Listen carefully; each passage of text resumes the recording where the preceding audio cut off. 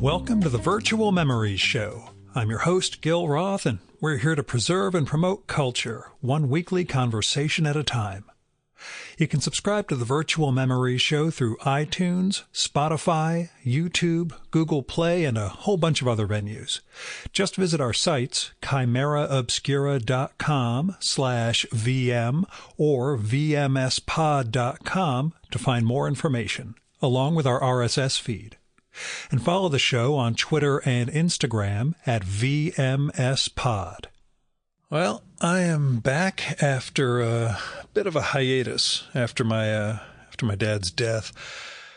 I hope to restart the weekly routine for the show, although I don't have anyone lined up for this weekend, which puts me right back in that anxiety grinder, but I'll make it work. You'll see.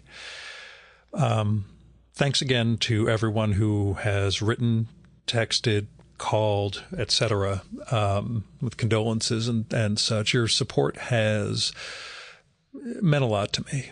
I am still kind of puzzling my way through my emotional state in the wake of Dad's death, but it means a lot to me to have friends like you guys out there. And actually, as far as this hiatus goes, it is, quote unquote, funny. In June, I was thinking about taking the month of July off from the podcast so I could focus on writing for my Instax book in hopes of getting that out this year. And while I did actually get a couple of pieces written for it in the last couple of weekends, I have spent most of my time kind of dealing with this emotional storm and the time spent in the hospital with Dad that week from July 3rd to July 10th and everything that came after. And, well, now I'm just kind of trying to decompress from the emotional and physical grind of it all and talking to friends as I try to parse my way through what I'm feeling. And otherwise, I was generally being glad I didn't have a Tuesday podcast deadline ahead of me. But you know, best laid plans, etc. As I say, I'm back. My guest this time is Oliver Radclyffe, who has this terrific memoir out now. Came out last year, Frighten the Horses. It's from Roxane Gay Books and Grove Atlantic, and it is the first transgender memoir I have ever read. And as we'll talk about in the episode, Oliver is the first trans guest on the show, and in fact, the first trans person I have sat down to have a conversation with, as far as I know. Bad Gil, I know. But Frighten the Horses it's a powerful book. That's a too easy term to use. Oliver, over the course of the book, takes us through a life in the wrong body and shows us the concessions and suffering a person puts up with when they think there's no other way. And he shows us the sacrifices one has to make when it turns out there is another way. I'm being vague. Before his transition as Nicky, Oliver went through an unhappy, upper-class English upbringing with terrible boarding school experiences, crushes on other girls, and a rebellious phase that culminated in joining a biker gang. A bad drinking problem came through all of that stuff. And eventually, she, at the time, gets clean, marries a guy in finance, has 4 kids in like 4 years, and moves from England to suburban Connecticut for the life of quiet desperation, I guess. And all along, something's wrong. And it starts evincing itself in somatic symptoms, joint pain, hair loss, migraines, that Nicky, I'm going to dead name Oliver in this. I don't know exactly how to do this correctly, but at the time in the narrative, Nicky doesn't know what's going on and eventually comes out as a lesbian, which breaks up the marriage over time, although taking care of the kids remains a priority for her and him throughout the book. In fact, the way Oliver portrays domesticity throughout and the devotion to a stable household makes the book really meaningful. Because it's not like, and I think I mentioned it in the talk, it's not like an I found myself and threw out my old life narrative. Like Nikki at the time has to make huge choices, and you can see how wrought they are. And while they're all about the self, they're never selfish. You know, the sense of responsibility to the kids, to the parents, to the society around them, it's all there. It's all meaningful. But yeah, as a lesbian, she finds the love of her life, but something is still wrong. And that's what leads us from to the transition to transitioning, as we put it. Now, this is just a bunch of the facts. What makes this book special, or what made it special to me, is the writing, the attention to detail, especially class detail, and especially the English side of things. But the humor, the honesty, the degree of ignorance that Oliver cops to for his younger self, and the lies that we tell ourselves about who we are and who we want to be. Like, all of that stuff permeates Frighten the Horses. And like I say, the sense of sacrifice that's in there, you know, the book is a joy to read. And that's true even when it becomes this heartrending depiction of a life one has to struggle to figure out. And throughout all this, there's the shadow of Oliver's conservative Christian parents back in England just looming over all this. And the tension about how they're going to respond to each phase of their child's journey is, well, it's incredible. And the dramatic scenes around those revelations are, they're well written and they're life affirming. We'll put it that way. So much of this book, though, this book and the life that Oliver is relating to us is about who we are in the eyes of others and who we are to ourselves. And while the trans experience is a very specific one, and I'm not devaluing that by any means, it felt universal in a sense in the way that we're all captured by how we're seen and how we perform and how we validate ourselves through somebody else's approval. Now, Oliver and I talk about that in the conversation too, and explain that, you know, that it means something different for, we'll just say, someone like me versus someone like him. But yeah, as the cis-het reader for this book, I felt it was very resonant, not just in a exploring another culture kind of way. All of which is to say, I enjoyed the living heck out of Frighten the Horses. I usually don't talk this much about the book in the intro, but, you know, there we are. I also have a second book of Oliver's, a small collection of essays called Adult Human Male. It's from Unbound Editions. Both of these were sent to me by Oliver's agent, a longtime listener of the podcast, Malaga Baldi. She kept needling me about checking out the books because she knew Oliver and I would have a ton to talk about and that I would love this memoir. And she was right. Anyway, as caveats go, Oliver's French bulldog, Cookie, was outside the room and barked and whined a couple of times, but he was adorable, so that was okay. And I'll put a picture of him in the show page for this one. Oh, and at the end, the K.B. Brookins memoir is pretty, and Lucy Sante's memoir is I Heard Her Call My Name. Oliver kind of blanks on those when we're talking about these things, but wanted to make sure we get the right ones in. Now, here's Oliver's bio from the book. Oliver Radclyffe is a transgender writer whose work has appeared in the New York Times and Electric Literature, and his book of essays, Adult Human Male, was published in 2023 with Unbound Edition Press. He currently lives on the Connecticut coast, where he is raising his 4 children.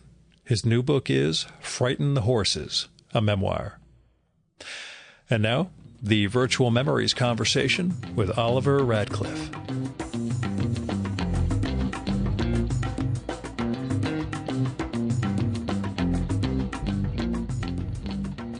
So people say that publishing a book doesn't change you. I read all this stuff before I got published, by people saying, look, your life is not going to change. Everything's going to be the same. Keep your expectations low, which is true on some level, because my life is exactly the same and nothing has changed. But also, it's not true, because I have now done something that I really, really wanted to do.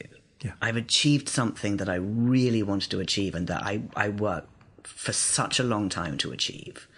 And it's not just the being published, it's the having written something that I'm proud of and having it read by people who have responded to it in a certain way.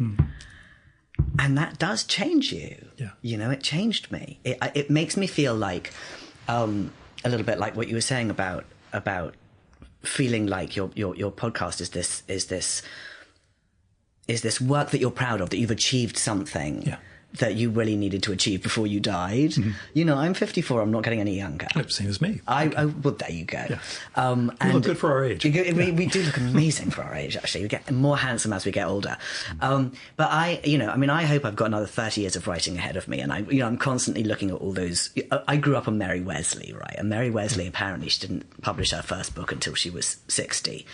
Or thereabouts, and then she had this like amazingly prolific career, and I don't know how many novels she published after that, but there was a lot. So she was a real late bloomer. But just knowing that I've got off to this start, however late I did it. It may have taken me 50 years to get here, but I did it, and then everything from here just kind of builds from that. Yeah. It's a question. The question I was going to lead off with. The book's very much about self-discovery, about discovering yourself as a self. But talk about finding the voice for it, because so much of it you're narrating in an ongoing present. It's a memoir mode, but so much of it is before you became who you became, and capturing that self is something I'm really interested in. What went into that aspect of the writing? Okay, so it's a really interesting question, because I had to do what a lot of writers did, but I had to do it in kind of a concertinaed amount of time without any technical instruction, because I'm completely self-taught.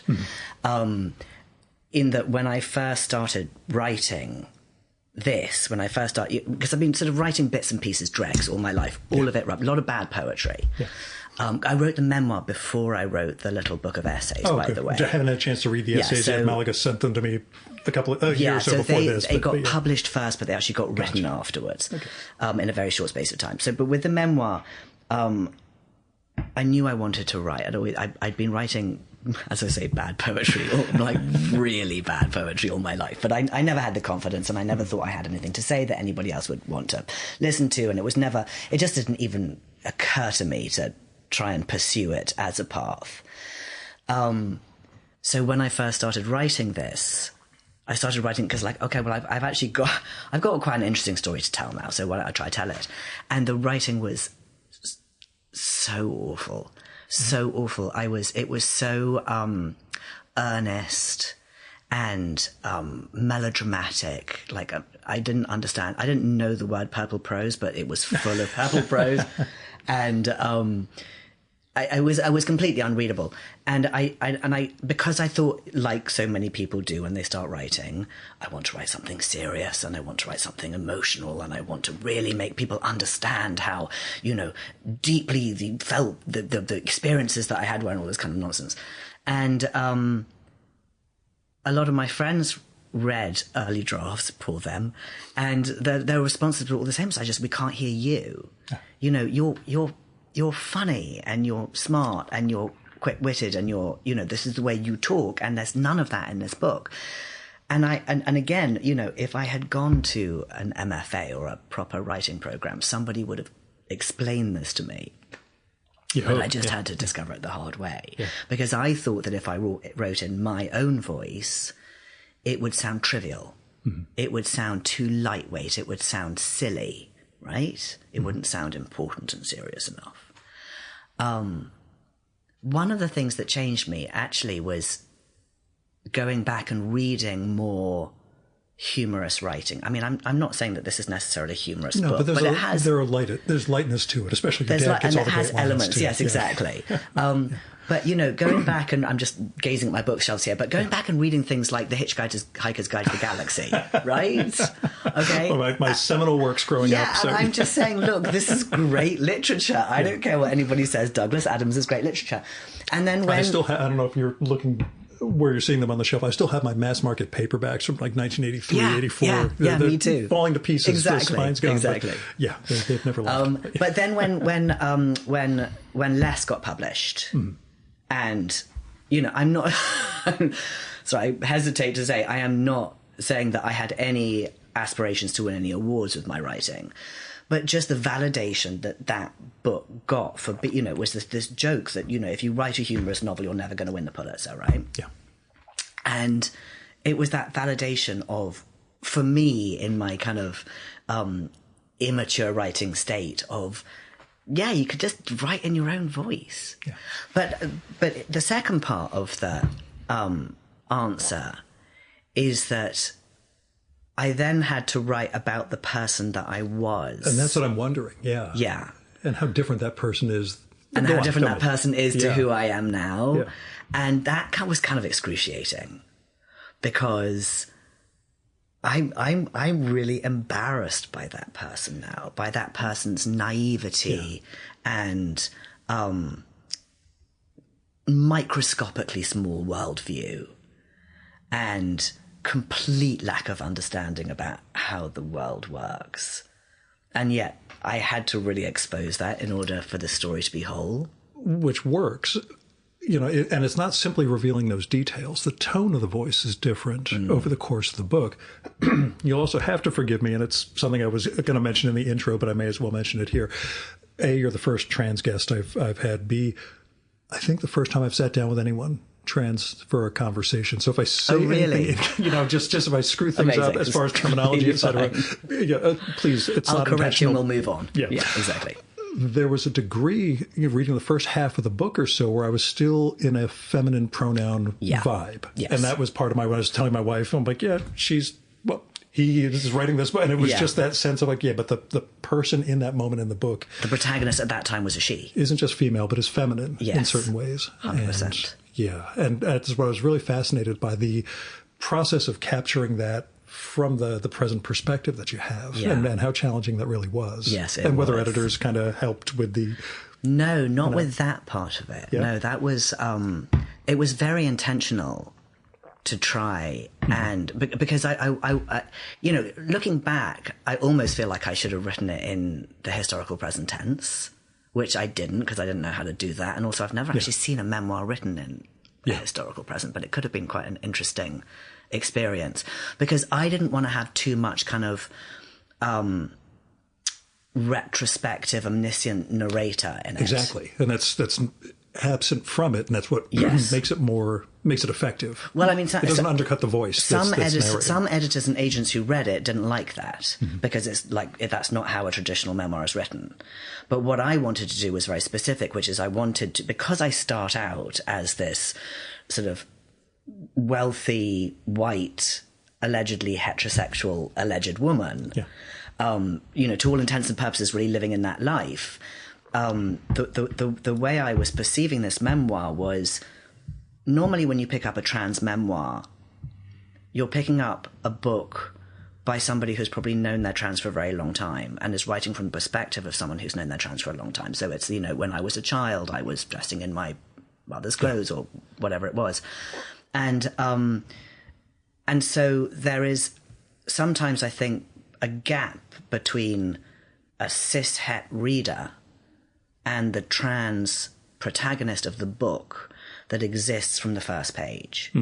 And what I wanted to see was, could I hook a cis-het reader into this book by being somebody who is somebody they can identify with from the first page, and then carry them physically and emotionally through the process of, you know, what ends up feeling like a little bit of a mystery novel, Like these sort of clues that come in about my identity, that I'm trying to solve this puzzle of what the hell is going on here. So to actually carry the reader through that as if they themselves are going through it, which is why I really needed to be in the mindset of that person that I was at the beginning before I got to the end. As your cishet reader, I say it worked. Because that was part of my, even, getting partway through, I'm like, at some point, this person does transition, and there's going to be this, whether it's a realization or this gradual process that you go through. It worked very effectively for me as far as this stuff goes. And I'm looking over the shelf of them, realizing how incredibly narrow my perspective is. Yeah, I mean, there's a lot of books being published recently. Yeah, that's what occurred to me in the process. I'm like, I really don't know this world, and it's I'm allied, want people to be happy and live how they should live. But yeah, there's a degree that it's just, a void for me. So, again, seeing what your individual process was like, seeing how that played out and how the narrative voice changes and the doubts that are strewn throughout, how you don't know whether you're going to do it right. Yeah. I guess because, as I say in many different contexts, there is no control group in life. You're well, particularly in the trans community. Yeah. I mean, it's so diverse. And that diversity is amazing, and also it doesn't give you when you live a straight heterosexual life, there is a structure. And you can vary off it to certain degrees, but there is still a structure, which is almost invisible. It's like being white is invisible, the heterosexual structure is invisible. And then when you divert off that into a genderqueer life, the structure really disappears because there are so many different ways to do it. And there are so many different ways to identify and to live and to rework your romantic or friendship relationships. And that is incredibly liberating because it means that you basically have the opportunity to really look at who you actually are and how you actually want to live, rather than being distracted by pre-existing templates. It's also absolutely terrifying because it means that you don't have those pre-existing templates. Yeah, there's no safety net. There's no safety net, exactly. And there's nobody saying, okay, if you just do it this way, follow these steps, you'll get to the right place, because one person's steps is another person's blind alley. And I think that was I think that's one of the reasons that it took me such a long time to transition. Because that prospect, I just didn't have the courage to do that. And that comes out throughout the book. I mean, part of it you frame as, well, I'll just say the responsibilities you have towards others, towards your children first and foremost, towards your marriage at the time, towards your family, your parents. The fear of how you were seen, or concern about how you were seen and how that's validated, plays out throughout. And in fact, you begin the book with a trans moment of validation at the very beginning, getting your hair cut. But that sense of how one is seen and how one sees in the world, again, permeates the entire shebang, the entire book, but also you carry across the fear of what all those things are going to mean, and what you lose in the process of making any of those things public, making them your face. Yeah. And the fear is coming at you from so many different sides, because it's the fear of what are you going to lose? It's obviously the fear of social rejection, which is, just on a fundamental point, as a human is terrifying. It's and on top of that, it's the fear of, I don't really know what I'm going towards. Yeah. So I don't have something concrete in front of me that says, okay, this is all frightening, but this is going to make it worthwhile, because you don't know what that thing is. And so that's why, I cannot tell you how many people I know who transitioned around 2015, 16, 17, 18, 19. There was like this 4 or 5 year period where a huge amount of people transitioned. And obviously we read about this in the press because it was across all generations. And suddenly it's like, oh my God, this is really scary. There's this whole kind of boom going on. There must be something weird in the water, or a social contagion, or whatever it is. But I genuinely think it's because, post time saying that we were at the tipping point in 2014, there just was this sort of huge boom in visibility. And that I mean, it really fundamentally makes a difference, because if you're looking at people who even aren't the same as you, they just give you this physical picture of what is possible. And for me, that was Justin Vivian Bond. Yeah. You know, and I write about this in the book, but seeing them occupy that space and be so unbelievably talented and charismatic and just, you know, somebody you could really idolize. Yes. It was like, okay, it was that was like a life defining moment for me, because it gave me somebody concrete to say, if they can do this, then I can do it too. And obviously I'm not going to transition and be someone like Justin Vivian Bond. Yeah. How do you do that and have a, we'll say, mundane life, at least as opposed to a cabaret show business life? Yeah. But it you know, it just gives you this confidence of, you know, there is a community out there. And then, of course, all the books that have been published. I mean, the mass of books that have been published over the last 5 years, 10 years is, I mean, you can see behind me, I have this entire bookshelf of trans literature, and it's so affirming and it's so exciting, and every single book is different and every single book is worth reading. And that, again, you know, whatever your experience is, suddenly you can find it. You can find somebody somewhere has written or made a movie or made music or is doing performance art or is, you know, staging stuff in the theatre. It's all going on out there now, so it just makes it real and slightly less terrifying and less isolating. Yeah. And it's something, it's from the blurb by Edmund White, who I got to meet once or twice, recorded with. I never did. Oh God, recorded with him and then recorded with his husband, Michael, at their apartment a couple of months later. A very, very special man. Very. That was one of there are deaths that hit, and that was one of those. I mean, I know we're all headed in that direction, but that was that was a real Titanic figure to lose. But the way he cites your class awareness, especially the English class awareness, and then what translates into Connecticut, and how all those things, I'll say, permeate, or at least, you know, just they're the background, or the lukewarm bath, as Orwell puts it, that you're in, that just keep you from even considering other ways of living. Yeah. It's that was when I first when I wrote my first draft, I gave it to a friend of mine who's a writer who lives in England, who's English, who comes from the same background as I. And he sent it back to me and said, okay, you're going to have to take all reference to your privilege out of this book, because nobody is going to want to read about the poor little rich girl.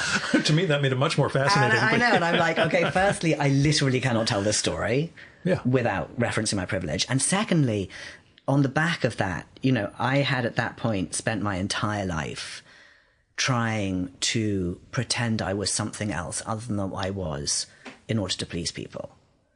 And, you know, I'm not going to do it anymore. And it's not even, so there's part of me that's like, okay, I'm coming out of trans in this book, like quite dramatically. So I'm going to upset all the nice white English people.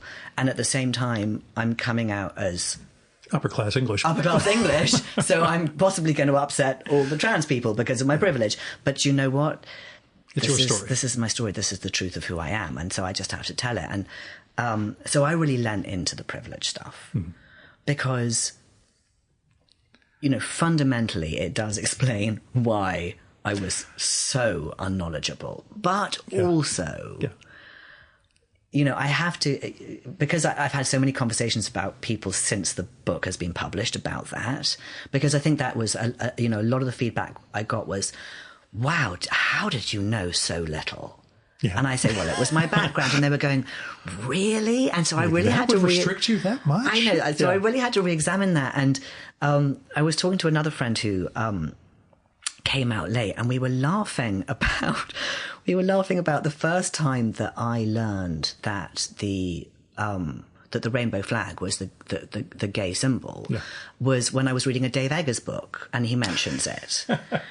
And I'm like, oh, I didn't know the rainbow was a symbol of the LGBTQ community. And I was in my Batman slapped. Yeah, I was like in my late 30s or something. So, I was 16. My brother was a student at American University, and I was down visiting, and I'm walking through DuPont, just, meandering around, and I see a bookstore. So I go in, called Lambda Rising, having no idea whatsoever. And, I'm just looking and realize more of the end cap bookshelves are photography of men. Okay, that's a little odd. And the only women in the store behind the cash register wearing berets, but okay. And then I see the entire back wall is gay male porn and realize, this is a gay bookstore. I'm in the wrong bookstore, which everybody just starts applauding. Well like, good that you recognized it. Thanks for coming in. Do stay and buy something if you want. It was just sorry guys. But you see, but I think this was part of it. Is I think my straight friends knew more about the gay community than I did, because for them it wasn't scary. Yeah. Whereas for me it was terrifying. There was and I didn't figure this out until recently, but there was a club, a restaurant in London called Madame Jojo's back in the 1990s when I was living there, and a lot of my friends used to go to it because it was a drag show, and I think all the waitresses as well. I may be remembering this wrong, but I think all the waitresses were trans women. So it was this great place to sort of go with your girlfriends and have a great night, and I always refused to go. And I could never admit this to myself, but the reason I refused to go was because it would make me feel like I was sitting on the wrong side. Yeah. If I went there with all my straight female friends and I was surrounded by all these trans women, I knew that would feel unbearable to me, because I wouldn't want to be sitting at the table with the straight people. I would want to be backstage with the trans women. And that, getting that close, that longing would become unbearable. And so I think I just really stayed away from I worked in the fashion industry for 5 years. So, I was, all the gay adjacent. It was very gay. Immersive. All the hair and makeup and the stylists were all gay. But I just, also they were gay men. I was going to ask, the whole thing, it's a very distinct split between It's a very distinct, gay men and here's gay the women. thing, it's a very distinct split between gay men and lesbians. But also, I didn't identify with the lesbians because I wasn't a lesbian. Yeah. And I didn't realize that to start with. It was like kind of halfway house. But if there had been like a single trans guy in my anywhere, sure, then maybe I'd have been like, oh, okay, this makes more sense. But there was nothing. There was nobody. When I look on Instagram now, and I see the trans guys out there, and they are so freaking hot. I can't even. They're so cool. They're so funny. They're so hot. There's just all this stuff going on out there. It's like, why was this not in my childhood? But, thank God it is out there now. Yeah, and that's part of I talked about this with Sandy McClatchy, the poet, about gay marriage in particular. He died a few years ago before the pandemic, so died 2018, 19. Yeah. Asked him, A, did you ever believe there was going to be gay marriage? B, did you ever believe that you'd be married to a man and that it would have been on the front page of the Sunday New York Times style section? And he just, no. He said, I feel bad for every other minority group. We just leapfrogged everyone. They get this sudden explosion of approval that, again, he was in his 70s, and so came up at a time where there weren't a lot of examples, but you knew what you knew about yourself. You tried to suss it out. I think for gay men, it was different. Yeah. At least from the older gay men I've recorded with and gotten to know over the years. I don't want to say it's a sense that they all knew, but they all sort of knew. Yeah. With women, I think, at least from my history with gay women or lesbians, however your father would have wanted. Yeah, either way. The conflict and even the stereotypes, which you bring up, it's always these dowdy and fierce and angry women as opposed to these women. chic, sophisticated gay men. Yeah. So my question, friends, family, exes, their reaction to the book. To the book? Yeah. Well, my parents have been amazing. Yeah? Yeah. I mean, my parents have been, I mean, my parents, I can't begin to describe. Like I say, your dad gets a bunch of great lines. My dad comes up with the great lines. I mean, the ultimate great line that, you know, I won't spoil, even when he said it, I was like, Dad, I think you've just come up with a killer line for the book. Just write this down. I'm just going to write this down exactly because I'm keeping that one. I mean, they're the heroes of the story, and they still are. And my relationship with them has never been better as a result. And when this finally got sold to Roxane Gay, and I knew it was going to be published, then it was like, oh God, now I'm going to actually have to talk to my family about, you know, what's in it, because I hadn't shown anybody at that stage. Really? No. Okay. And I hadn't even discussed it with them. I hadn't asked for permission to write anything. I just wrote it. And then I figured I'll just worry about all that afterwards. And, you know, there was a lot of anxiety in the build up to publication about, you know, what certain people might say. My parents loved it so much that they ended up, when I went over, it got published in England, and when I went over to have the book launch over there, my dad said, can I bring some of my friends to your book launch? So I said, well, yeah, if you're sure that you want to do that, okay. I said, just, you know, give me a list and I'll put their names on the door. And then he sent me a list of 60 people. I'm like, Dad, I'm only allowed 60 people. I can't. So he said, well, can I like organize my own book launch for you? And I said, yeah. So he held a little book launch for me at a neighbor's house, you know, who had a sort of big sort of barn type room where we could do it. And all of his friends came. And that was incredible because in the book, at the time that I wrote the book, all of his friends had really just kind of backed away from the whole thing. That section of what some of their responses were to your... And so they all really backed away. And in the intervening years, my parents amazingly had just kept kind of working at it. And I said to them, look, you don't have to do this. This is not your fight. You know, I'm over here. I'm in America. I'm surrounded by my queer community. I can do this because I've got all this support. But you are on your own in England, surrounded by rich white people who think transness is just weird and creepy and whatever. You know, you do not have to fight this fight. But they just did. Yeah. They just kept fighting it. And they kept trying to talk to their friends about it, and they kept, you know, disrupting the conversation and, you know, making them break down their points of view, and they just didn't let it go. So by the time it came out in England, they sent out an email and said, I had a fan base. And that is entirely due to these two old, conservative people just trying to change people. It's such a cliche, but they were just trying to change people's hearts and minds one person at a time, and they did it. And that, to me, that's why I really wanted to make them so central in the story, because if they can get it, anybody can get it. Yeah. You know, I mean, they're Christians. They are conservatives. They practically never met a gay person in their life before me. And if they, you know, anybody who says, oh, it's a generational thing, or it's a religious thing, or it's an upbringing thing, you know, it really isn't. You know, it's if you're not okay with trans people being trans, it's because you're transphobic. Yeah. So the kids? The kids, I think 2 of them have read it and 2 haven't. To start with, they were all, well, we don't want to read it. We lived it. Why on earth would we, you know? It's writing about us. Why would we care? Exactly. But no, I mean, all just, you know, supportive, fiercely supportive. I think kind of slightly fascinated by the fact that this is all happening, going from just having a dad who's like this really boring person who just sits in his study and writes all day and keeps saying that he's going to publish a book and nobody really believes it because he's been saying that for however many years and, you know, it's all absolute nonsense. You know, I will say that when Roxane bought the book, they were more interested in the fact that, and I'm going to get all the names wrong now, Roxane was, I think, publishing a book with Channing Tatum. Sounds right. Does that sound right? Yeah. Okay, I'm going to show my the age Magic Mike here. guy. Yeah. Okay, who was dating Zoe Kravitz?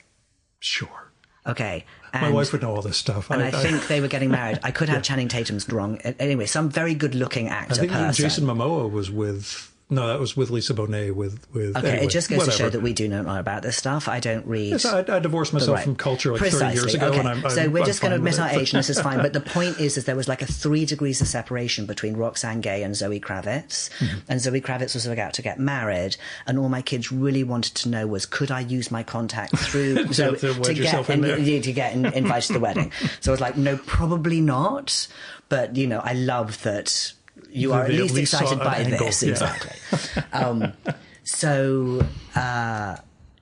I sent it to my ex and never heard back, which is fair. I, feel like, I just wanted to make sure that And I'm assuming names are changed. All the names are changed, yeah. That was I'm just going to guess. Yeah, we're not burning bridges quite that absolutely. badly. But. So I sent it to her 6 months before it came out, and she never got back to me, and that's just fine, because there's no real conversation to have there now.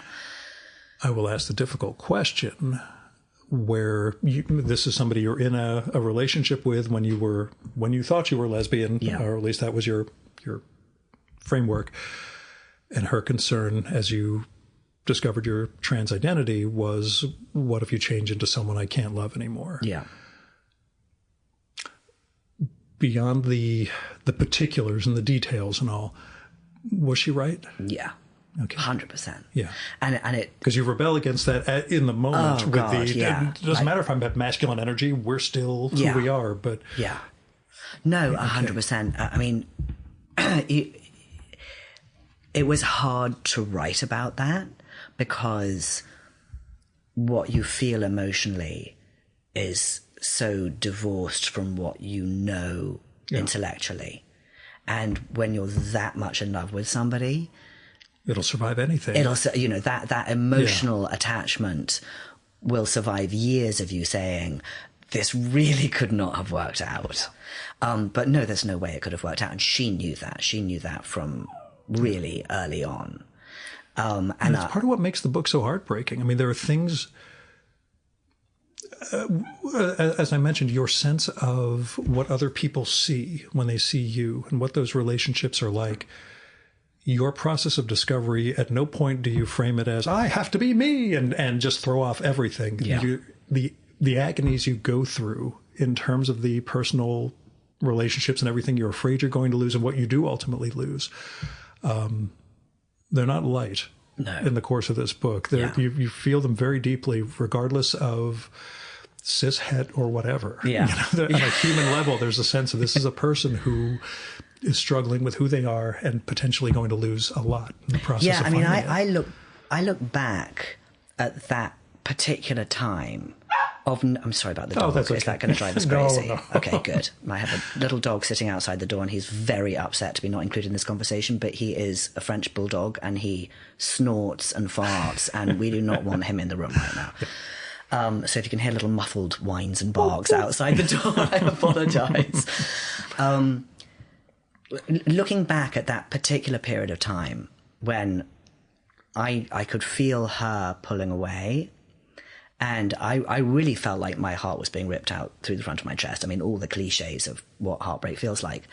I'm slightly staggered that the impetus to transition was so strong that even despite knowing full well what I was going to lose from it, I couldn't stop it from happening. And one of the hardest things that I found personally about transitioning, and this isn't true of every trans person, but I think it's true of a lot of trans people, and it's something that trans people are beginning to speak more about now, is the uncertainty.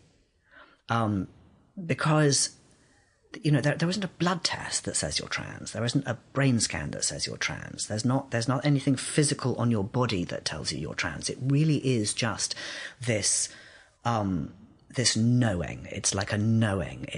That's the only way to describe it. It's just you know, but without any physical evidence. You're like, but how do I know?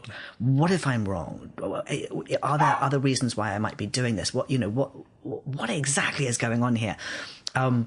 And Danny Lavery wrote about it brilliantly in his book, This May Shock and Discredit You, I think it was called, when he said that the expression that came in, the words that came into his head is, what if I'm a man, sort of?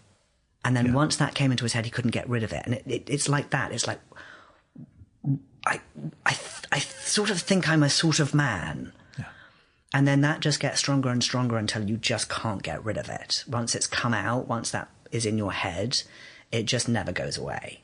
And that came into my head the night that I first had sex with a woman. And that was 7 years before I transitioned. And all that time, that just never got away. It just got louder and louder and louder until eventually when I was in this relationship with this woman and I knew that this was going to end and she was the love of my life and I literally couldn't bear to lose her. Particularly at a time like that when I was at my most frightened and most vulnerable and the world was collapsing around me and I had no idea how many people I was going to lose. To lose that one person who I had truly believed was my forever person at that time was horrifying. And yet, I still couldn't not do it. And if anything was to tell me that this was something that I had to do, not something that was a choice, not something that I did because I wanted to, this was just something that I had to do or die. It was that. And then, of course, after I transitioned, it's like, yeah, of course. The minute you transition, you're like, oh, my God, why did I wait so long to do this? Yeah. Because the proof is in the pudding. But that's why the book, 80% of the book is pre-transition. Because I was also wondering, as I'm going through, I'm like, at some point, this is going to happen. At some point, this is going to happen, but it doesn't happen until the end because I think, because so many people have written the trans memoirs about the actual transition, right? Mm-hmm. But I'm more interested in that period of doubt. Yeah. The transition to transition. The transition to transition, the building up the courage, the asking, all the questions that cis people ask about trans identities, trans people ask too prior to transitioning. Mm-hmm. They don't just wake up going, hey, I'm a guy. Dun, dun, dun, I'm going to transition tomorrow. Take me down to the endocrinologist office. It is this kind of very extended period of questioning and doubt and searching until it takes on a momentum of its own and carries you over the threshold. What did you learn about masculinity since? What did you have to learn about masculinity? What did I learn about masculinity? And what did you learn about femininity? Okay, so what I learned about masculinity is a different question to what I learned about being male. Okay, differentiate that first because, I'm just a white guy. Questions. Yeah, exactly. What I learned about being male is, boy, male privilege is real. Yeah. And I mean, I joke that I'm a lobbyist for a weird part of the pharmaceutical industry, and I have no qualification to do this, but I joke that, being a white man who looks good in a suit, pretty much 90% of the job, Yeah. There's actually a lot more, and I'm capable of doing what I do, yes, but really walking in, looking, good. I mean, it's astonishing because, as a woman, you know it. But you don't experience it. But you don't experience it. And then when you transition and you start experiencing it, it's like, holy shit, this is everywhere. It's tiny, it's huge, it's in everything. Mm. It's being able to walk down a street safely. It's the acknowledgement that you get from other men. It's the respect that you get from other men. It's being prioritized. It's being respected. It's being listened to. The feeling of being safe. Yeah. God. And not being cut off in the middle of a sentence. And not being cut off in the middle of the sentence, and not being kind of gesticulated at if you want to pull out into traffic, of not being infantilized, not being spoken down to. I mean, it's everywhere and it's everything. It's really extraordinary. But I mean, I think the most. I think the biggest thing is being able to walk down the street and feel safe, because you just don't realize how. And it's not, I wouldn't say that I necessarily felt unsafe every time I walked down the street, but the point is that as a woman, when you're walking down the street, you are constantly on the alert. You're looking for the signs and you're not even aware that you're doing it. But every interaction with a strange man that you have on the street could be something. Okay, yeah. It could be somebody trying to hit on you. It could be somebody who is going to act in a misogynistic way. It could be somebody who's aggressive. It could be, but you are living in a constant... all of that in the background of every interaction. Every interaction, every time you walk down the street. And you only realize how you're living with that without even realizing it when you transition, and it all just disappears. And then you're just walking down the street and people are just people. During lockdown, my friends in New York, my male friends all would tell me how it was like the Omega Man and the city's completely empty. It's amazing. You just walk around. Later, I started talking to female friends of mine in New York. Like, yeah, no, we wouldn't leave the apartment after 4 o'clock in the afternoon. Everything happens outside. Yeah. It's your ass. Yeah. And I was like, oh, yeah, the men weren't really concerned about that. Every woman mentions the exact same thing, that I'm going to get raped or killed out there. Yeah. Yeah. Now, the difference between learning about being male and masculinity. Yeah. So the thing is that when I think about masculinity, I immediately think of performative masculinity, because this is the thing that I still find quite difficult to describe. Okay. Right. So we'll work it out together. Okay, we'll work it out together. And it also depends on my audience how I describe it, because I would talk about it in a different way if I was talking to a trans audience who would understand a lot of this intrinsically than if I'm talking to a cis audience. But try and break it down for you. Before I transitioned, my understanding of transition was that a trans man was somebody who was born in a female body but had a male gender, right? And they wanted their gender to align with their sex, which is their body. So they transition, and then they end up with somebody who has a male body and a male gender, and then they're aligned, right? But I didn't feel that way. Yeah. Well, I felt like I was born in a woman's body, and I had a gender that was essentially non-binary. It was a combination of masculine and feminine, right? So I had masculine traits, I had feminine traits, and I had traits that were just me, that I would call gender neutral. And so when we talk about gender being a social construct, I really felt that, because I felt pre-transition that all of my femininity was performative because I was trying to convince people that I was a woman. Yeah. And any masculinity that I had was performative when I started wanting people to understand that I was a man. And that the reality of who I was this neutral space in between, where I don't think about masculinity or femininity at all. And so what that said to me is, I can't be a trans man because I'm not masculine enough. I don't have this like absolute, constant, consistent feeling that I am a male gender. So I can't be a trans man. And yet my physical appearance was so problematic for me, being seen as a woman, being perceived as a woman, having a woman's body, speaking with a woman's voice, all of these things. The dysphoria I got from that was overwhelming.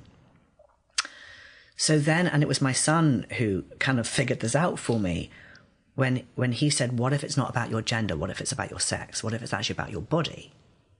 You know, if you want to have a male body, why don't you just have a male body? And so then I thought, if I just transitioned and had a male body, would all this dysphoria go away? And lo and behold, I did. Ding, ding, ding. And it did. Yeah. And so where I've ended up is, and this is where I joke with my trans friends when they say, how do you identify? And I say, I identify as a gender irrelevant transsexual, because I really don't feel like my gender is male or female. But now that my body and my hairline and my voice and my stubble and my chest and all the parts that I can change are male, I feel like at home in my body. And I'm understating this when I say I feel at home in my body, and I didn't before. I was barely functioning before. You convey the somatic aspects of what you were going through mentally. Yeah. And now I'm like, we're all good. Yeah. And there's part of me that's like, okay, but how much of that has got to do with the fact that I now have male privilege? How much of that has got to do with the fact that I'm actually in an identity that just is easier in the world? But it's much more than that. And not. And part of that as well. You know, so it's all being trans. I mean, you talk about that sliding scale where at least being a gay woman was an identity group that had some protection of some kind. Yes. Being a trans person of any kind, you fall way down on that ladder, scale, and especially now, yeah, in America as we know it. Yes, and then that scale has its own scale. Sure. And when we talk about hierarchies of trauma and hierarchies of privilege, it is real, and that's why I didn't want to make this book into a trauma memoir, which I hope it's not. No. I mean, that's what I was trying to get across, the sense that these are, I don't want to say your choices, but that the choices you have to make, they're driven by something on the inside. Yeah. That, it's not one of those, I was raped when I was 12, therefore. But also just the fact that, there is no question that my transition was considerably easier than most people's transition. I mean, I am debt-free. I am white. You mentioned having the insurance cover, or having the paying out of pocket. I mean, I paid out of pocket because my insurance coverage, obviously my deductible is so huge that it was going to pay. Welcome to America. Yeah. So I'm just like, okay, I have the cash for this. And not only that, just being able to move into a new house with my children, being able to divorce, and if I had transitioned into being a trans woman, I would have made myself so much more vulnerable. My life would have become completely different. Yeah. If I had been black and transitioned into a trans man, the same would be true because of the way society treats black men. So there are so many ways in which my transition was really, if you're going to choose a transition... You happen to be in the right spot. I happen to be in the right spot, and I just feel like it's really important to acknowledge that because it's just not this easy for everybody. Do you look at pictures of yourself from before? Yes. Okay. I didn't look anything up. I have no idea, what your appearance was, etc. And I don't want to. But, I have some hysterical photographs of me before, which how does that affect you? I show to my very close friends.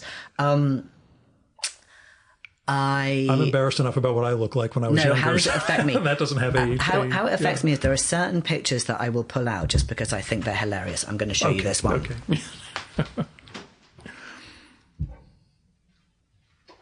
That's me, age 16. Wow.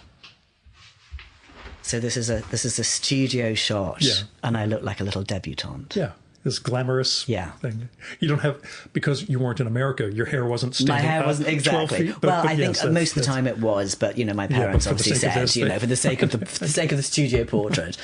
I don't like looking at photographs of myself pre-transition. And it's not because I don't like looking at myself as a woman. It's because I can, even talking about it, I can feel it. Yeah. I just looked so goddamn unhappy and uncomfortable and self-conscious. And I can see in those photographs how I had to perform every second of every day. And you can see it. You can see it in my eyes. You can see it. You can see it. I can see it. I think everybody could see it. But we all feel like that. We all feel like that, exactly. They're all looking at me. But it's like, it's a reminder of how the living in that not body the feminine used to, self, but the unhappy self. Yeah, because here's the weird thing. It's like I don't dislike how I presented before because I love femininity. I love women. I don't want to reject that part of my life because it was a part of my life and it did inform who I am now, and it informed my friendships, and it informed how I think and how I behave, and it informed everything that I've become. And I wouldn't be the person that I am now if I hadn't identified as a woman for 40 years before transitioning. So I don't have these sort of feelings like, oh, please destroy all photographs of me as a woman. This is part of my history, just like, I looked different when I was 10 to when I was 20 to when I was 40. The fact that those evolutions happened through genders doesn't make the earlier incarnations of me any less real and important and a relevant part of my history. It's just that not wanting to be reminded of what it felt like. Yeah, I get you. That's why I just wondered whether there was that sense of continuum for you. The self is still there. It's just the emotional state of that self is not something you need to be reminded of. Yeah, exactly. One of the concerns you bring up as you're transitioning is whether testosterone is going to make you a different person. Mm-hmm. Do you feel it affected you? Beyond the physical aspects and the privilege that the appearance gives you. It brings, Do you feel there was And again, dumb question from a cishet guy who hasn't read any of these books. No. It's not a dumb question at all. It's a really good question, and it's funny enough. It's like all of these questions about trans people without a control group. Yeah. It's very difficult to know, and it's very difficult to know how one would conduct a control group, because what it feels like testosterone has done to me is it's leveled me out emotionally. Mm-hmm. But then I don't know how much of being leveled out emotionally is the fact that I'm not suffering from the acute distress of dysphoria. All the other vectors you could have had. Exactly. Yeah. So, but you did see a change from when you first had the surgery to then having the testosterone. Exactly. So I definitely feel much better since being on testosterone, but I'm not necessarily sure that's because it's testosterone itself as a sort of separate hormone, or whether it's simply that my body is so relieved to have the right hormone in it that I feel this sense of, because really even after the first injection, I just felt this huge sense of relief. So either that is a physical reaction to the testosterone, or it's just the knowledge that I have finally taken this last step, and that I've finally stopped holding out against taking that last step. And in that comes a sense of relief and release and, just finally letting go of the control. Yeah. Because that's what it feels like to be pre-transition, is you just have to be so tightly in control of everything all the time. You can't just be. I'll tell you, as somebody who does not have that direction in his mind, the micromanaging control freak actually, that carries across a number of different aspects of human character. I'll put it that way. I've wrestled with, how I'm presenting and who I am in front of people for 54 years now. I mean, I think this is the thing. I mean, it's not. But this is the interesting thing about transition is it's not a unique experience. Yeah. I mean, we all have this to some degree. Yeah, that's what I found fascinating. Again, the sense of seeing and being seen, that in many respects is sort of the validation of you as a person throughout the book, and then what it means to renounce some of that, but still have there's still a performance, there's still a social self throughout. I had a number of this is beyond just the trans world. This is a human experience. It's a human experience, exactly. Yeah. It just happens to be, in the trans world, it happens to be attached to this very unique thing, which is gender, which is gender and sex. And for other people, it's still maybe, but less so. Mm-hmm. But I think that our gender identities are something that we universally reckon with. We just don't necessarily call it that. Yeah. So cis-het people are constantly reckoning with their gender identities and how they present. And that is all tied up to gender. Here's the thing. If you're aligned with your gender, and if you've always been aligned with your gender from birth, then the micro alignments that you have to make to present your specific brand of that gender can take a little bit of work, but you don't necessarily perceive it as something that is tied to your gender because you don't think about your gender much.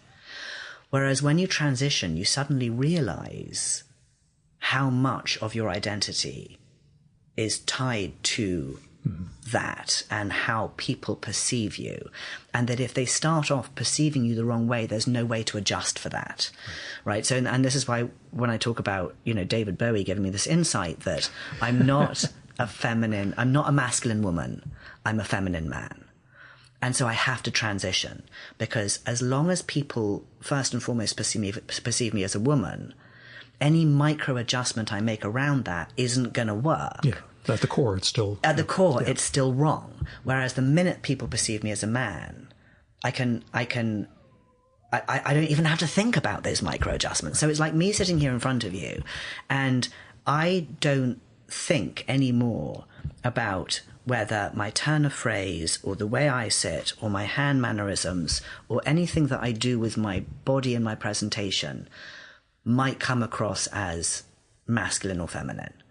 So I don't sit here thinking, oh God, I really want people to see me as a man, therefore I've got to make sure I sit with my legs wide. And I've got to sit, the scene from The Birdcage, all of these things. with Nathan Lane. Exactly. It's still one of the funniest things. One of the best. I mean, it's such a perfect example. I never realized John Wayne walked like that. Exactly. I mean, he just encapsulates it so well. And I don't have to think about that stuff anymore because I know that whoever sees me sees man first. And then, according to their framework, how they perceive the world, what kind of world they live in, they might perceive me as a straight cis man, which a lot of the time around here I'm perceived at because I live in a largely straight environment up in the suburbs. If I'm down in New York, I'm largely seen as a gay man because I just come across as slightly feminine, so I come across as gay. And if ever I'm in a trans environment, everybody just obviously automatically looks at my height and will recognize me as a trans man. But any variance on those I'm fine with, because it's got man at the center of it. Right. You did have that line about the masculine-leaning person with long blonde hair, which I did want to say I resemble that remark, but I do tie it up. It was the joke. This is all COVID era when I started growing this, and there was a sense of I should probably keep the beard, not that I carry particularly feminine traits, although the gesticulations, etc. But it gets at the big overarching question that goes beyond all of this stuff in any narrow focus, which is, does real change consist of finding something essential within yourself, or are we capable of changing into something we did not have any programming for? Do you think everything you've changed into is what was really lying underneath? Or that you moved into something beyond our coding, beyond our programming? And I don't just mean it in terms of transition, because this is something I'm racking my brains over in terms of whether human beings can truly change and what that means. Okay. Yeah. Yes and yes. Okay. I did have or/and as okay, exactly. Instead of and or. Both and, exactly. Yeah. Yes and yes. So, yes, there was absolutely a core component to this. Which I can trace back and manifests according to what I understood at any given time. So pre-puberty, I had no dysphoria at all, and that is partly because I wore the same clothes as my brother did, and my body had not developed, and I didn't really have a real sense of the difference between boys and girls, apart from I just saw that boys got to have more fun. But, everything that I was doing was very ungendered. The toys we played with, we didn't really have very many toys. I played with Barbies, I played with Lego. When we dressed up, I could be a princess or a pirate. I didn't care. I was climbing trees and, it was just everything. There was no gendering to that part of my childhood. When I went to school, I went to an all-girls boarding school, and I hit puberty, and it was just horrendous for 5 years. It was just unbearable and awful, and I was starting to fall in love with girls, and my body was developing, and everything was just a mess. And then in my 20s, I tried to manifest my masculinity through riding the motorbikes, and then I tried to shut it down when I got married because I was trying to follow a heterosexual path. And the depression got worse. So this thing was always there and was always trying to come up. And the more, in the periods of my life when I tried to shut it down more, it became worse. The dysphoria became worse and things became more painful. And when I let it come up to the surface more, it would ease off, but it would become more frightening. Sure. So it was this constant choice between, am I frightened by the fear of what the future might hold? Or am I in so much denial that I'm literally physically falling apart? So the core elements of my eventual transition were always there. What I will also say, though, is that Kate Bornstein has been talking a lot about gender as the age as the fourth gender. Yeah, there are. And go on. Yeah. And I think there are several people talking about this, but I talk about Kate because I adore her, and because she's amazing. Yeah. And I do think that in my experience from people I've spoken to, there is something about the progression through your life that does change your identity and your gender in ways that you can't discount. And true with sexual orientation as well. So my first understanding of this was when we started the Late Bloomers group, and we had women coming in. Everybody who came into the Late Bloomers group, which was the support group a friend and I started for women who were coming out as lesbians late in life, and everybody came in who had a different pathway. You know, some of them were like, I always knew I was gay, but I was closeted. Some of them was like, I didn't know I was gay, and there were men and there were bisexual women, but there were also women who came in saying, I really was not gay before, and my sexuality has changed so that now I am like completely not straight. Yeah. And so that idea of fluidity I hadn't heard of before. And I can't discount the idea that this is something that could, I mean, I have no evidence towards this. I'm not an academic. I'm not, I don't, this is just... Yeah, it's just me and the nature of the soul. It's just me and the nature, exactly. But I don't think you can discount the fact that your gender shifts over time, or that the way you experience your core gender will fluctuate according to the time of life you're in and the situation that you're in. I mean, I know that mine fluctuates, according to, the social situation I'm in. I mean, I feel different when I'm in a straight situation to when I'm in a queer situation. And I know that the kind of trans that I felt that I was when I first started transitioning is different to what it is now. And I'm sure it'll be different as I grow older. So I think what I'm trying to say is I don't think any of us stay the same. Yeah. Yeah. I've just been wondering whether change consists at best of finding what lies underneath, or if we actually explore something we were never programmed to be. Not just in terms of gender, but yeah, it's more the, existential question. I think so. Yeah. Isn't that what we're here for?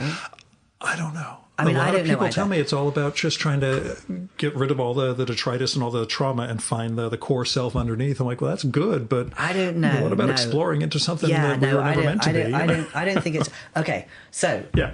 To make that question a bit more specific, here's the interesting thing that I've experienced is that prior to transition, I was very self-absorbed. And one of the reasons that I was very self-absorbed, I now think, is because I hadn't done all that unlayering. Mm-hmm. I knew there was something that I needed to figure out about myself, and I knew that I couldn't have a proper life until I'd done it.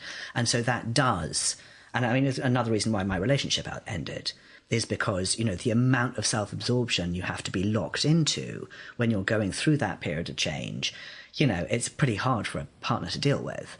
A few years on the other side of the transitioning, all of that self-absorption disappeared because it was done. Yeah. And then that frees you up to say, oh my God, what else is there out there? Mm-hmm. Right? So, and that's why I couldn't become a writer before I started coming out. Because that's what writing is. Writing is you write into the questions that you're asking, right? You write what you don't know about what you know. So the book I'm writing at the moment is, there's all this stuff that I kind of know about, but there are all these questions that I have that I don't know about, and that's what I want to write into. And so, I am not a religious person or a spiritual person, but I don't know if I'm a spiritual person or not. I wouldn't necessarily term myself that way. But, if someone were to ask me, why are we here? And my answer would be is to ask questions. But curiosity is why we're here. That is just the driving force of my life now. Mm. And that curiosity is seeking answers to questions that I don't have. And I hope that I will keep doing that until I die. And that is what makes me want to write every day, because I feel like I'm going crazy if I'm not writing. Yeah. And because writing gives me a way to file and manage all the questions that I have, right? So if I'm writing if I'm writing a manuscript, it gives me a filtering system, because all these questions come in and there are too many of them for me to be able to answer or even pay attention to. So I can go, okay, which of these questions is relevant to the manuscript that I'm writing? And I'll just, sideswipe on all the ones that aren't, and I'll concentrate on the ones that are. So it's like a kind of filtering system. Yeah. Nonfiction at this point? Nonfiction at this point, yeah. So, yeah, I hope that we're here. I mean, I hope in 30 years' time, after I've written however many more books, You have your profusion of my work. profusion of literature that is going to come from this wonderful room. Did you have a memoir heroes or models going into this? People whose works you thought maybe it would be sort of like X, Y, or Z? I know you said you weren't schooled by any means, but were there memoirs you aspired to? I guess in the. Yeah, but I'm so reticent to say them because they're so predictable. I just think Tara Westover's Educated was extraordinary. Yeah. And reading, I think it's anybody who wrote memoir that changed the way I saw the world and showed me things that I didn't know, that I hadn't experienced. And because that's what I wanted to do with this, was I came into this knowing that there was this huge gap in people's knowledge about the trans experience. And I want to write something that is really engaging and also kind of fun and hopefully makes people laugh a bit and cry a bit. But also they come out thinking, wow, I didn't know about that and now I kind of do. From a very personal perspective. You succeeded in my book. Thank you. So yeah, the people. So it wasn't trans memoirs that were inspiring so I wasn't going to pigeonhole you like that. I was wondering whether yes, they were exactly. It was more anybody who was writing about a world in which I didn't grow up was what inspired me. The other big question, I'm always a detective when I'm reading books, figuring out dates and what progressions are going to mean. It sort of chronologically sounds like you're going to be an empty nester in a couple of years. Mm-hmm. Yes, I am. Prepared for that, given that your life was sort of centered around four children, two single and then twins within 4 years. Yes. Yeah. Well, no, it turns out that I'm not prepared for that at all. Yeah, and, no one is. It's so ironic because honestly, my whole life I'm like, when the kids leave home, imagine the amount of writing I'm going to be able to do. But now that it's getting closer, my second kid's about to leave for college this summer, and then my two other girls are actually both going to boarding school for their junior and senior years. Okay. Yeah, they thought they'd be around 16 or 17 based on the 2011 thing at the beginning of the book. I didn't know that was going to happen. It all kind of happened quite quickly when they were suddenly like, hey, we kind of want to spread our way. Yeah, we want to leave you. And I'm like, wait, what? I am not ready for this. So I have surprised myself because most of my community is down in Brooklyn. And, having more time to write can only be a wonderful thing. So in my mind, it's like the kids leave home, I move down to Brooklyn, I've got all my friends just sitting there waiting for me. I've got all these books that I want to write. I'm halfway through my first novel as it is. That's going to feel amazing. Maybe I'll start dating again. But I have been surprised by how emotional I've got at the thought of them leaving. I really feel like a cliche. I thought this was what happened to just kind of housewives who had nothing else in their lives apart from their children, and they were all kind of like getting, miserable when their children leave home. And I'm like, oh my God, it's because you've got nothing else in your life. But no, it's very, very real. I just can't bear for them to all suddenly It sort of leave. occurred to me on the drive up, not knowing what your house is going to look like in terms of scale and everything else, but I had by the years, those kids should be heading off to college soon. I have no idea how. It's like, no, don't leave. Because the children are so important in the book. Yeah. They're so important in my life. Yeah, that's what I mean. The domestic aspect of the book, of your life, fills the book. It's not simply you and your exploration, but it's you and family and where you're going. Yeah. I sort of wondered. And so I'm sorry to have brought that up. Well, you'll meet them all at the end of this because, there's two of them in the house at the moment. The other two are out. But they were both like, oh, can we come and say hi? I'm like, of course you can. So the other question, which I also thought of on the way up, which you just alluded to, so I don't feel like it's bad to ask. Dating? No. Yeah, I didn't know if there's any you don't mention anything coming after, but the book ends shortly after. Yeah, it does. No, I actually haven't dated since then. Yeah. Which is, there's sort of several reasons for that. Partly I'm stuck up here in the suburbs, right? And I'm hip. I live out in the woods in northern New Jersey. If I was single, I would have to, as I did when I was single 20-something years ago, have to drive into New York repeatedly. And exactly. And I just, you know, I want to spend time with the kids. Yeah. You know, now that things have settled down and life has calmed down and we're all just kind of getting on with our lives, I just, you know, I know they're leaving. I know they're going. I know how, you know, just this incredibly short amount of time with them before they all disappear. And I just couldn't bear to give any of that up. And the writing, you know, there's just very little time left over. And, you know, it is like, you know, I only have time for so much in my life, and what do I want to fill it with now? And the writing is incredibly important to me, and my kids are incredibly important to me, and that leaves so little left. When the kids have left home, then there's going to be some space there. And if I'm not too long in the tooth and old. As the book goes into it, and as our lives have shown, there is a niche for everybody, as it turns out. There is a niche for everybody, but, you know, mine is a small niche. You know, I am a 54-year-old 5'3" trans man. I am definitely a particular... An acquired taste. Yes, let's put it that way. I'm definitely an acquired taste, but yeah, no, it's I had wondered, not something I'm averse to. but also not in any way implying that, you know, the kids are an excuse not to, etc. Although they are. Yeah, but you can imply that, or state it directly. I just don't want to imply that about your character, not knowing you as a person outside of an hour of conversation in the book. You before this is largely defined by other people and your relationship to other people and the relationships you're in with other people. 100%. And that's why I sort of wondered whether, whether dating is weird actually, as a trans man. No, that's an incredibly good observation. Yourself. That's an incredibly good observation because when I was identifying as a lesbian, I felt like that identity was only validated if I was in a relationship with a woman. So there was even a performative aspect of dating. Yeah. And, you know, I have to be honest and admit that now. When you're in the middle, you don't know these things about yourself. When you're in the middle, you don't know these things about yourself. But life, you know, I did not want to be single when I was identifying as a lesbian, because if I was single, and also because I was presenting as femme and I still looked very heterosexual, where was my identity? And it was because the identity wasn't core. It was because if an identity is performative, you have to keep performing it. You're locked into performing it. Yeah. So when I was identifying as a woman, I was locked into performing femininity. Otherwise, that identity disappeared. Now that I'm post-transition, my identity just is. It just exists on its own. So I don't need to do anything to get out of bed and feel like myself in the morning. Right.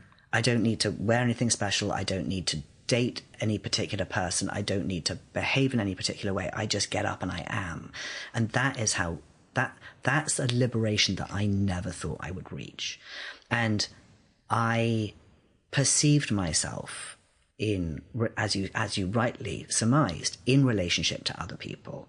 And, you know, I realized that I was doing this thing on Instagram where I was doing that kind of, hey, look at me and my girlfriend. We're just, you know, we're so cool. And I look back and it's so, as my children would say, so cringe now.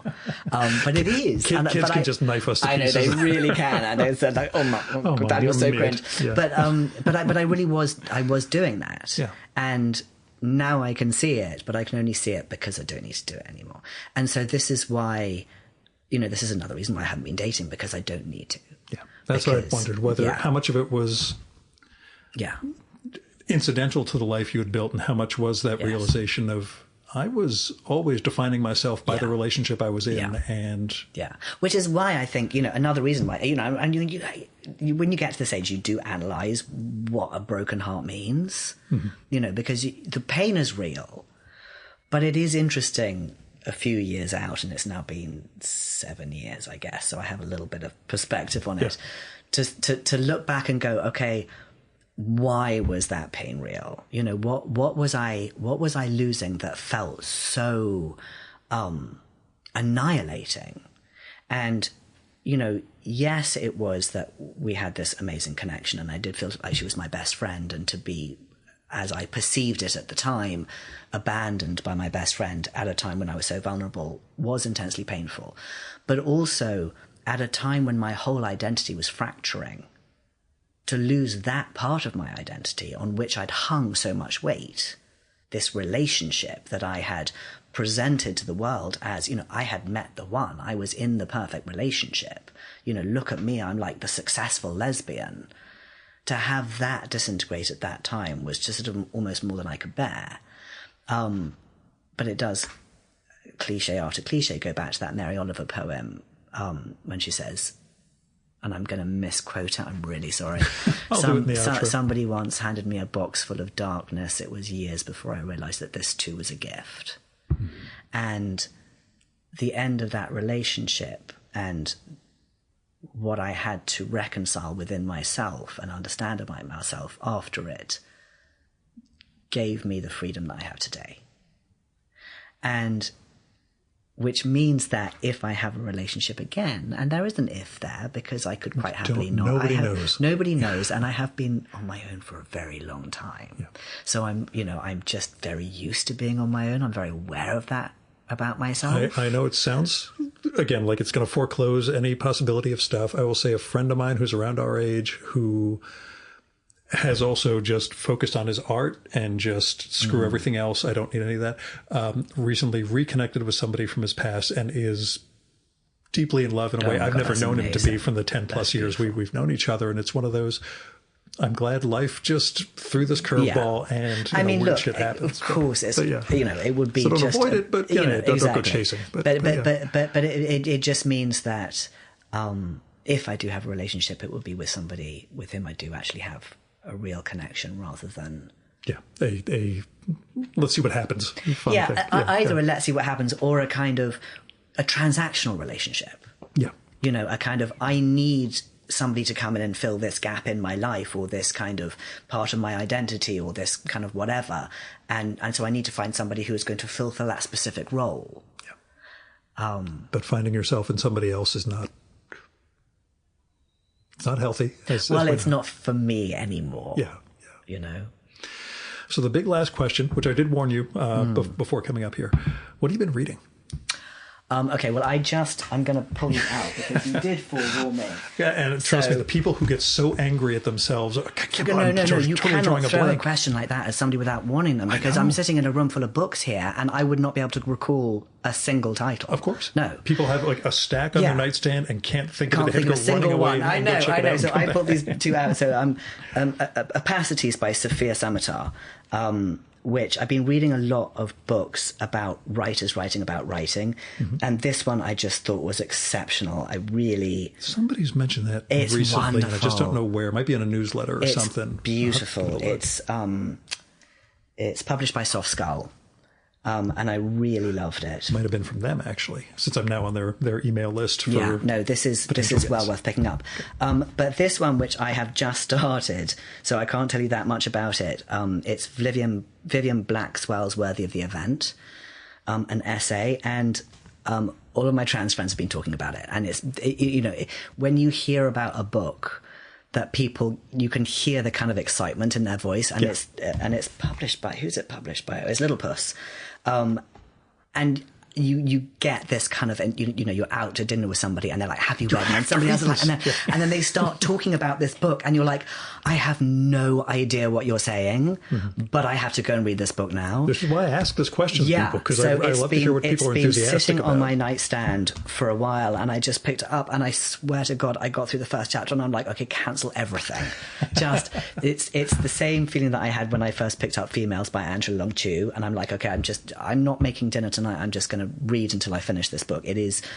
I'm so excited to see I'm so excited to read the rest of it. I understand the fuss. So yeah, anybody out there who wants to read a really exciting trans writer, Worthy of the Event by Vivian Blackwell, is definitely worth picking up. Do you have any of those that you were insanely enthusiastic about in the past couple of months? Have you been giddy about a book in front of other people the way you're giddy about this one? A chapter in? And now I'm going to have to look behind me at... I would think K.B. Brooken's memoirs. So there have been a couple of memoirs that have recently come out. And now I'm sorry, I'm turning away from the mic, which is not a good idea. Okay. But I'm going to blank on the name. But there's I'll put it in the outro afterwards. Yeah, put it in the after. K.B. Brooken's memoir I loved. And I know that everybody loved this one, but Lucy Sante's memoir. Oh, I've got it on my Kindle. I haven't started yet.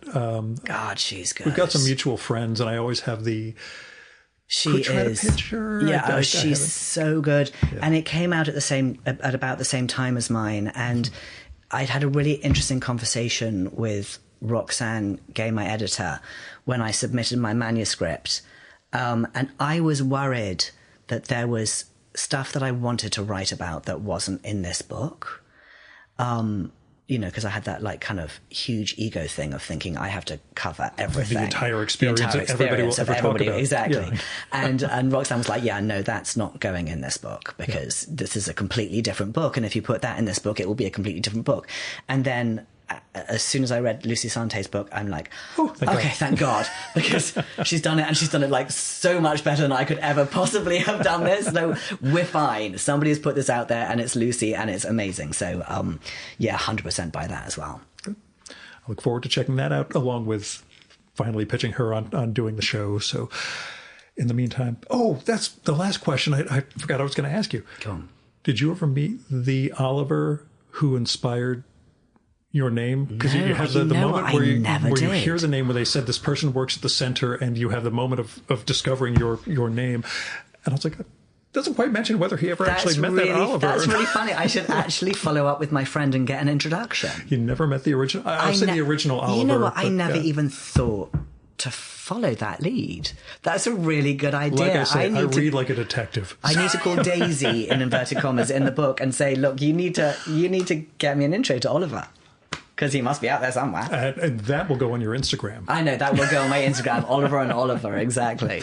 But thanks so much for the time today, but also the experience of this book. Because this, like I said, my perspective is narrow, not intentionally. And this has helped really expand my understanding of human nature.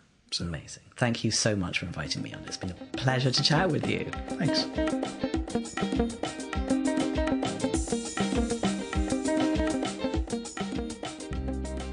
And that was Oliver Radclyffe. Go get Frighten the Horses, out now from Roxane Gay Books and Grove Atlantic. It really is a remarkable memoir, and I'm awfully glad Malaga nudged me to read it. I'm hoping I'm pronouncing her name right, too, by the way. And also check out Adult Human Male, Oliver's essay collection from Unbound. But this book really is... It's very meaningful, and it's very funny, and it takes you through somebody's life, through multiple people's life in one life, I guess. It did a number on me. I'll put it that way.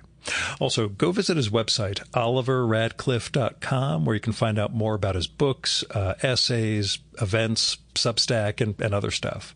And that's OliverRadclyffe.com. You can follow Oliver, as he mentioned, on Instagram. He's also on Blue Sky and has a Substack, and they're all Oliver Radclyffe. You can find them all through OliverRadclyffe.com. But it's all spelled the same way, with 2 F's, all one word. Our music for this episode is Fella by Hal Mayforth, used with permission from the artist. You should visit my archives to check out my episode with Hal from the summer of 2018 and learn more about his art and painting. And you can listen to his music at soundcloud.com/Mayforth. And that's MAY4TH. And that's it for this week's episode of the Virtual Memories Show. Thanks so much for listening. We'll be back next week with another great conversation. You can subscribe to the Virtual Memories Show and download past episodes at the iTunes Store. You can also find all our episodes and get on our email list at either of our websites, vmspod.com or chimeraobscura.com/VM. You can also follow the Virtual Memories Show on Twitter and Instagram at vmspod, at virtualmemoriespodcast.tumblr.com, and on YouTube, Spotify, and TuneIn.com by searching for Virtual Memories Show. And if you like this podcast, please tell your pals, talk it up on social media, and go to iTunes, look up the Virtual Memories Show, and leave a rating and maybe a review for us. It all goes to helping us build a bigger audience.